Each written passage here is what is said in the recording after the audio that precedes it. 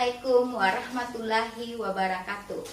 Kali ini kita akan membahas materi tentang siklus menstruasi. Siklus menstruasi adalah siklus kompleks yang merupakan hasil interaksi sistem endokrin, yaitu hipotalamus, hipofisis, dan ovarium dengan sistem reproduksi yang menyebabkan terjadinya perubahan pada endometrium uterus.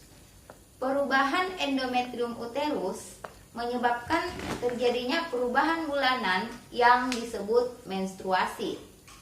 Pada umumnya, siklus menstruasi adalah kurang lebih 28 hari. Siklus pendek pada siklus menstruasi 18 hari dan siklus panjang adalah 40 hari. Siklus menstruasi terdiri atas dua. Yang pertama adalah siklus ovarium yang terdiri atas fase folikel yang ditandai dengan menurunnya hormon progesteron dan fase luteal yang ditandai dengan sekresi LH yang memacu matangnya sel ovum. Siklus yang kedua adalah siklus endometrium uterus. Siklus ini terdiri atas 3 fase. Fase yang pertama adalah fase menstruasi yang ditandai dengan penurunan kadar estrogen dan progesteron. Yang kedua adalah fase proliferasi yang ditandai dengan proses penebalan kembali dinding bagian dalam rahim yang biasa dikenal dengan endometrium. Dan fase yang ketiga adalah fase sekretori yang ditandai dengan perubahan korpus luteum menjadi korpus albicans. Untuk memahami lebih jauh mengenai siklus menstruasi, perhatikan gambar berikut.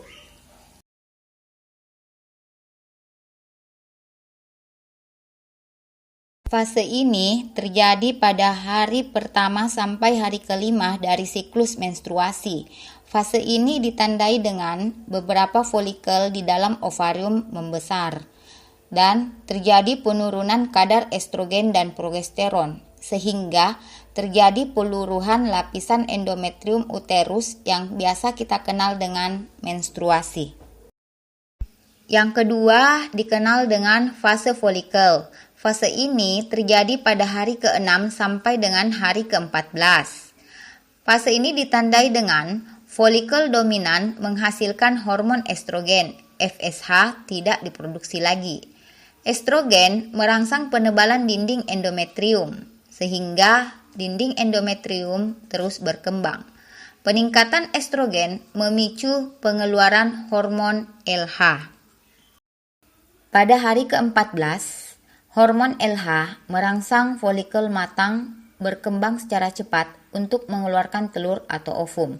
Pada fase ini dikenal dengan fase ovulasi, di mana wanita dalam keadaan subur. Yang ketiga dikenal dengan fase luteal. Fase ini terjadi pada hari ke-15 sampai dengan hari ke-28. Fase ini ditandai dengan korpus luteum menghasilkan hormon estrogen dan progesteron. Produksi hormon LH dan FSH terhambat.